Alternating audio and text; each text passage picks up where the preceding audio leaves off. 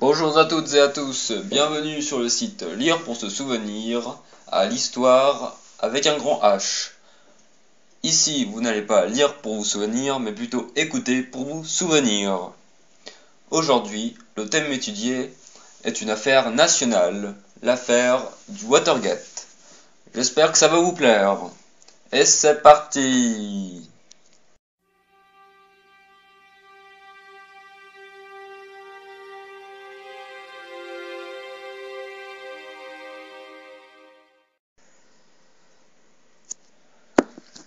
Watergate est une crise institutionnelle américaine, une sombre affaire dont le nom provient de l'immeuble du siège du Parti démocrate à Washington, le Watergate, qui dure pendant 2 ans, de 1972 à 1974. Cette affaire est digne d'un feuilleton télévisé. Le film dramatique commence par l'enquête d'un fait divers de 2 journalistes et s'achève par la démission du président des États-Unis. On disait à l'époque que c'était un fait divers, mais finalement par la suite ça deviendra un fait d'une plus grande importance. 5 mois avant l'élection présidentielle de 1792, le 17 juin 1792, à 1h du matin, au siège du Parti démocrate qui est un immeuble futuriste aux tarifs exorbitants, le Watergate, dont le nom signifie aux portes de l'eau, c'est-à-dire au bord du Potomac, le fleuve qui traverse Washington, un gardien remarque que 2 portes ont été forcées.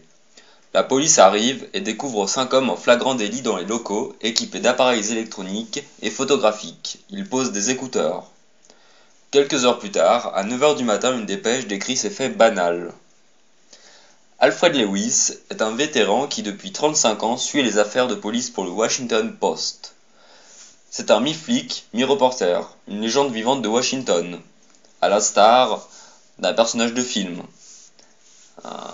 Un genre de shérif. Il transmet une information importante, les prémices d'un scandale à ce journal. Il s'agit du siège central qui a été cambriolé. Par la suite, on apprendra que les 4 hommes sont d'origine cubaine, qu'ils ont été arrêtés à 2h30 du matin, qu'ils portent de nombreux gadgets semblables à l'univers de James Bond. Donc déjà on se pose des questions. C'est-à-dire des gants extrêmement fins, des gants de chirurgie, un talkie-walkie, une pince, des lances gaz lacrymogènes, des micros performants, plus de 2000$, 40 rouleaux de pellicule vierge et 2 caméras de 35 mm. Un des cambrioleurs avait l'air de connaître parfaitement les lieux. Tous avaient loué des chambres d'hôtel au tout dernier étage du bâtiment. Le 17 juin, les 5 hommes sont jugés au tribunal dans le cadre d'une audience préliminaire à 15h30. Le Washington Post, sur place, envoie 2 jeunes journalistes. Vous les connaissez peut-être. Bob Woodward et Carl Bernstein. Woodward est un ancien étudiant de l'université scientifique Sheffield, ancien officier de marine, snob, qui ne maîtrise pas l'écriture. Bernstein, quant à lui, est devenu journaliste à 16 ans, en étant garçon de copie pour le Washington Star. Il est reporter à l'âge de 19 ans. Il s'occupe des articles de moins d'importance, aime la musique classique et le rock. Ce sont 2 Américains différents. Le juge n'a pas l'intention de lâcher l'affaire car selon lui ce sont des professionnels. L'un se déclare anticommuniste, les 3 autres approuvent.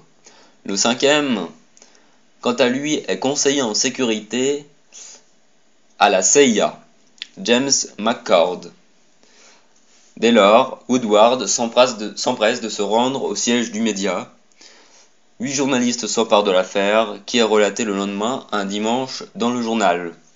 En temps normal, la vente de journaux triple le dimanche, cette fois-ci, elle quadruple.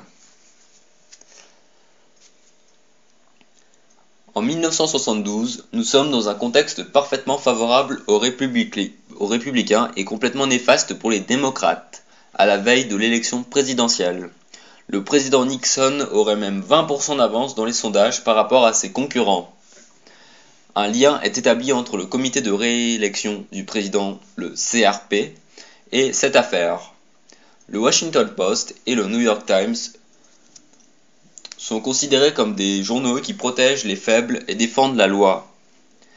McCord est considéré comme un fonctionnaire modèle. Son travail est de préparer des plans de censure en cas de guerre. Ordre et discipline sont ses maîtres mots. Nixon fait une déclaration le jour même. La Maison-Blanche n'a aucune part dans cet incident.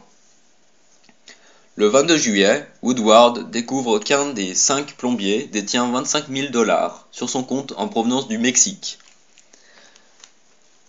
Donc dès lors, les deux journalistes vont mener leur petite enquête. Le chèque a été rédigé par un chef de campagne de Nixon en 1968. Une loi de 1961 stipule qu'il est interdit d'accepter de l'argent en provenance anonyme pour des partis politiques.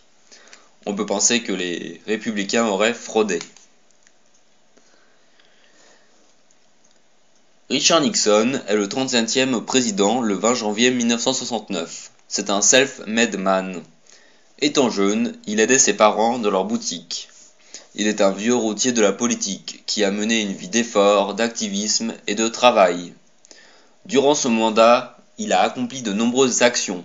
La sortie du cauchemar vietnamien, le désarmement avec l'Union soviétique, la réconciliation avec la Chine populaire.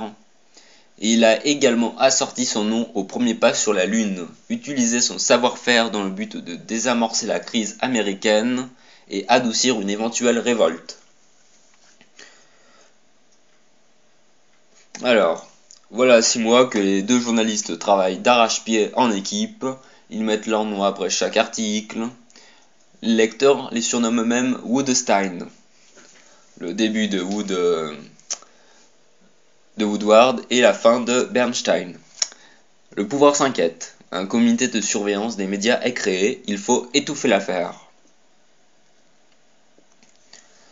En janvier 1973, le procès des 5 plombiers a lieu. McCord, las, dévoile toutes les activités illicites du CRP, le comité de réélection du président, ce qui entraîne la création d'un comité d'enquête par le Congrès géré par un sénateur du 17 mai jusqu'en octobre. Le 30 avril 1973, Nixon fait une allocution télévisée pour déclarer la démission des 3 proches collaborateurs. Le 31 avril, un représentant de la sécurité de la Maison-Blanche déclare que Nixon espionne ses gens dans ses propres bureaux. Dès lors, la Chambre des représentants s'empare de la procédure d'impeachment, une procédure qui peut entraîner la destitution du président, et qui a déjà été utilisée pour le président Johnson au XIXe siècle. Un bras de fer oppose le pouvoir à la justice. En octobre, Nixon destitue le procureur jugé trop interventionniste. La commission signe la motion d'impeachment. Les derniers mois sont très durs pour Nixon. Le 30 avril 1974, Nixon livre à la télévision que la Maison-Blanche a transcrit 46 conversations sur le Watergate. Pour lui, le scandale s'achève. Or, il ira à son terme. En juillet, la Chambre des représentants déclare « délit commis envers les États-Unis ». La Cour suprême ordonne à Nixon de livrer tous les fichiers d'enregistrement jusqu'alors non livrés. Le 5 août, ils sont rendus publics. Nixon déclare avoir tout fait pour étouffer cette affaire qui démontrait son implication dans la fraude électorale et financière. Le 9 août, il démissionne et vivra encore 20 ans. Jusqu'à qu'une phlébite l'achève. Nixon devait dans tous les cas gagner l'élection, mais il a préféré s'accorder un triomphe plus important par la malhonnêteté. C'était une erreur inutile. Le président contenait en lui une forme de paranoïa. On peut dire que Nixon a coupé l'herbe sous le pied à la procédure d'impeachment, puisqu'elle n'est pas allée à son terme. Ford, son vice-président depuis peu, deviendra le président des États-Unis. Les Américains ont eu du mal à se relever après ce scandale. Watergate a entraîné un changement de société. La présidence n'est plus à la hauteur de ce qu'elle était 50 ans en arrière. Le temps où Kennedy était à la tête de l'État.